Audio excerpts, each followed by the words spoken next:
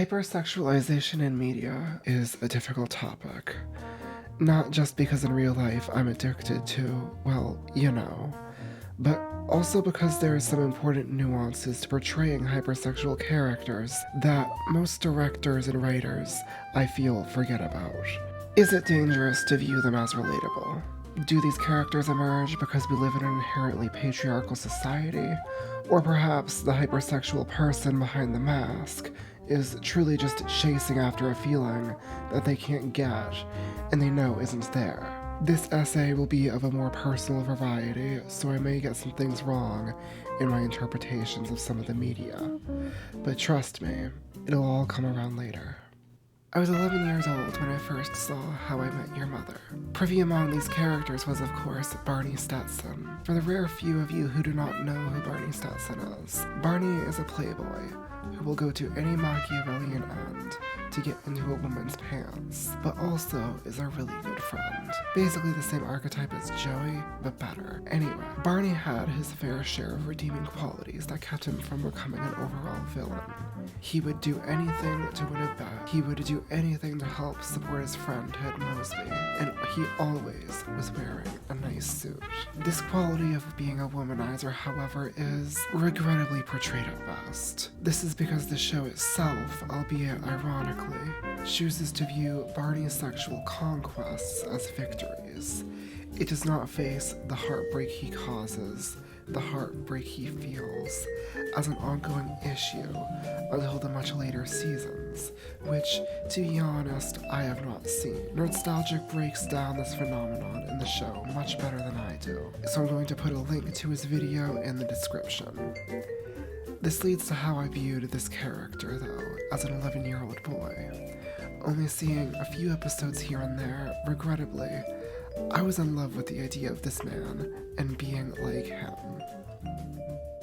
Speaking of playboys I looked up to at the time, I also looked up to James Bond. In every movie, he would go to a new country, meet a new woman, and she would either die by the end of the movie or betray James Bond and then fall for him again and die. After a few movies, the viewer begins to sense that Bond is lonely underneath all that aggrandization. Still, I was about 13, so I couldn't really be bothered to see that as a bad thing. As people say, satire is dead. Anyway, alternative to this is another character who is hard to imagine wanting to be like.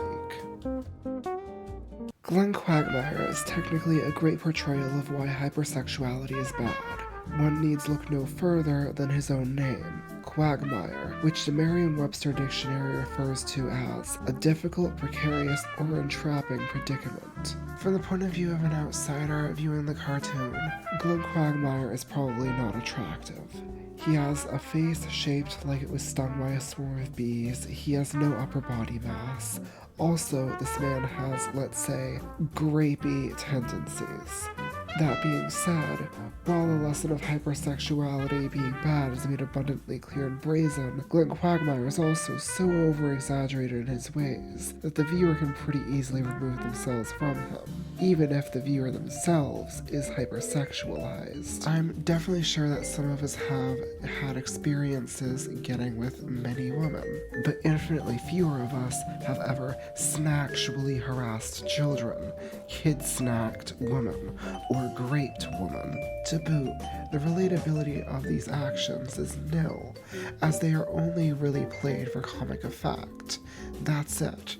The joke is snacks. This may have the effect on the audiences of making them less likely to succumb to hypersexuality, but falls privy to something equally bad, encouraging the shaming of snacks addicts in real life.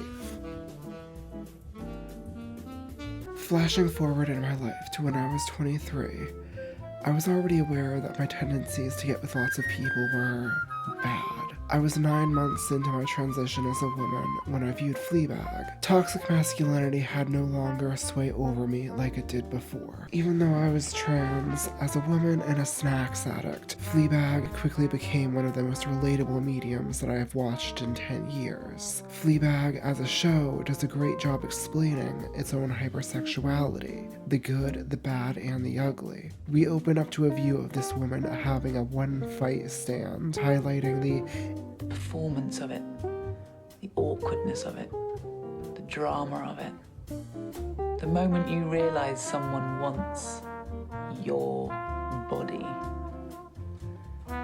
After that, we get the jarring contrast between her having snacks and her living a normal life as she sits on the bus thinking about it. This show is perfect for me, but it is not perfect for all people. I showed this to my now ex, and she didn't seem to get the statement being made by the show, only commenting on how hot the snacks scenes were.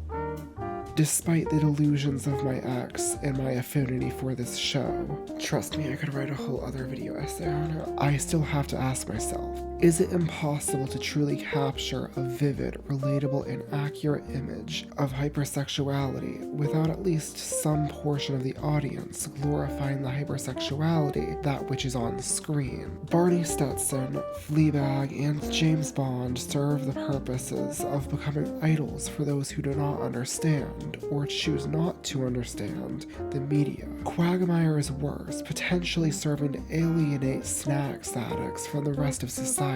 I would argue that the task of making a relatable, detailed, and accurate image of a hypersexual individual is difficult at best, and even the best of writers can easily mess it up, leading to some section of the audience glorifying them.